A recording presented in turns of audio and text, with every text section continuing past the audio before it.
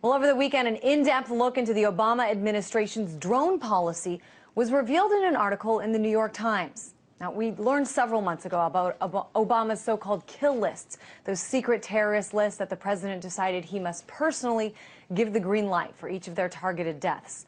Well, it turns out it's not just a series of individual missions, but a permanent policy, one that we now know was sketched out in specific terms before Election Day, just in case Mitt Romney would have won.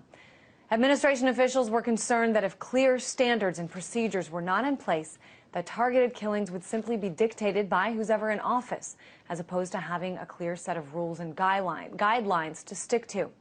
Well, Colonel Morris Davis is a professor at the Howard University School of Law, as well as a former prosecutor at Guantanamo Bay, and joins me now to talk more about this. And Colonel Davis, let's just start with this targeted killing. This is described as a whole lot of people as sort of war whack-a-mole. Once you get one, there's going to be many more to get until the game is over. Well, it turns out in this new article especially that this game has no end in sight.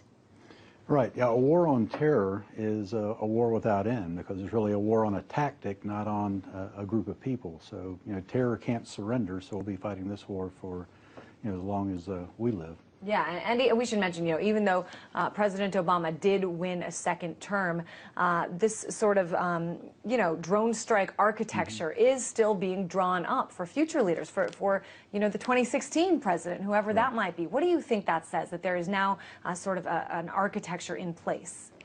Well, I find it interesting, particularly with Egyptian President Mohamed Morsi, where we've got John McCain and others here saying that the administration needs to stand up to Morsi because he can't put himself above the rule of law. But if you compare his powers to the powers that our president has taken over the past decade since 9/11, where now we can listen in on your phone calls and your emails. If we consider you a threat, the president can order you assassinated. So, compared to the powers that Morsi's taken, our president has done a lot more. So I don't know that we need a rule book. We've got the rules that we need. We have the Constitution, we have international law, the Geneva Conventions. It's complying with those rather than trying to give a president the power to put himself above those rules. And I think that was the concern here. You kind of trust Obama.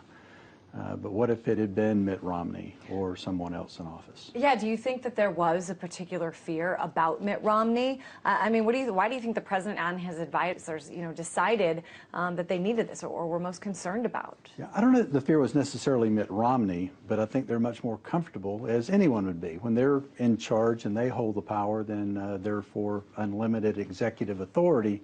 But the prospect of leaving office and handing that over to a Mitt Romney, or if you go back to the Republican primaries where you had like a Michelle Bachmann or a Rick Perry, the thought of them at the controls of the drone program and deciding who lives and dies is a pretty scary prospect.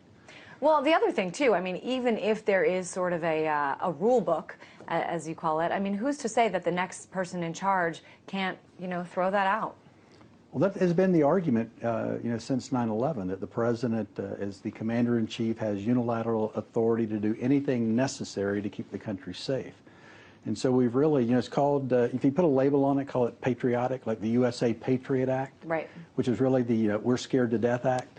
So we give up our... We're scared to death and going to take away the principles on which this country is founded act. Yeah, we'll give up our liberties if you'll keep us safe. So if you put a nice label on it and call it the Patriot Act, then we're willing to give up the liberties that we claim that we're the champion of. Something I found interesting from this New York Times article from over the weekend, it was revealed that there's not necessarily agreement behind closed doors. They may present a united front, but within the walls of the White House and Capitol Hill, the Defense Department, the CIA, they seem to want more freedom in terms of carrying out the strikes, while you have the Justice Department and the State Department and even the counterterrorism advisor John Brennan arguing for more restraint.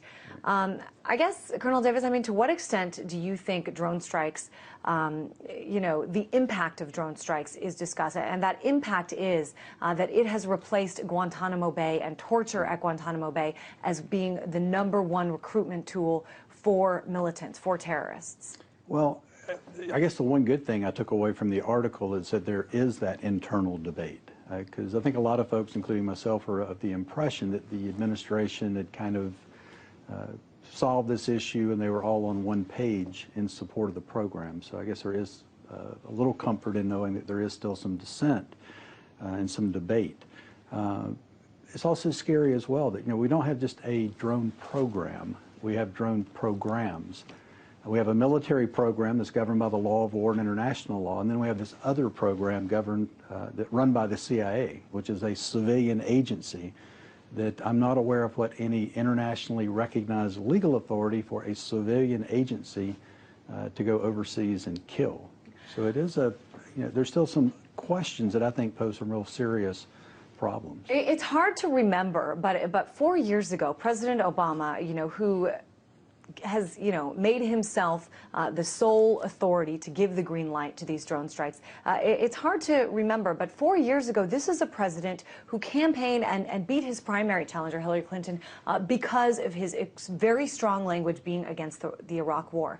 This is a president who, during that campaign 4 years ago, said more times than I can even count that his intention and his promise was to shut down Guantanamo Bay ASAP. Not only is Guantanamo Bay not shut down, but most of these policies that we're seeing, that we're learning about, run so counter to that, those campaign messages. I guess I want to ask you what you think happened. And of course, there's a lot of things that the general public will never know. Right. And B, why do you think the public hasn't sort of held the president accountable for these promises? What I think happened was, I think President Obama believed what he said back in 2008 and early 2009 when he said all the right things about returning to our principles and our values and restoring America's reputation as being the champion of the rule of law. I think he meant what he said. I think he took office, the economy falling off a cliff. You had health care reform was his #1 priority. And then you had the Dick Cheneys and the Liz Cheneys going on and saying, you're with us or with the terrorists. And I think in the political calculus, standing up for the rights of detainees wasn't cracking the top 10 list. So I hope, and there's some talk that, in a second term, when he took office the first time, he talked about a reset on relations with other countries. Right. In a second term, perhaps there ought to be a reset on our national security policy so that we have policies that we can live with, whether it's Barack Obama sitting behind the chair or Mitt Romney. Yeah, and certainly some of those, when first coming into office, there was sort of things written, set in stone about torture of prisoners. But what I found interesting too was there are always loopholes, and that's what makes it tough. Is you just can't do, you can't make a sweeping law, because at least under this administration, because between the CIA and the Defense Department and the Justice Department, everybody wants to have out clauses, I guess you could say, in order to do that. I guess just the last thing I want to ask you is kind of what surprised you most about, what came out in this article, what came out earlier this year in that article about the kill list, and which direction this country's going in? I guess what most surprised me is the access that Scott Shane has. Because we keep hearing, all these indictments for people leaking classified information, but it seems like the administration, when it's convenient, particularly with some favored journalists, that leaking a little classified is not a bad thing. And it's unfortunate that we have to depend on people leaking information to keep the public informed, because our democracy is supposed to be based on an informed public that we can vote up or down, whether we want these policies or not. But if you're kept ignorant and afraid, then you trade your liberties for your security. Yeah, when what we learn is dependent on some of these leaks, it makes you wonder just how much more we don't know, how much more isn't being leaked by these unnamed sources sometimes. Colonel Morris Davis, as always, thanks so much.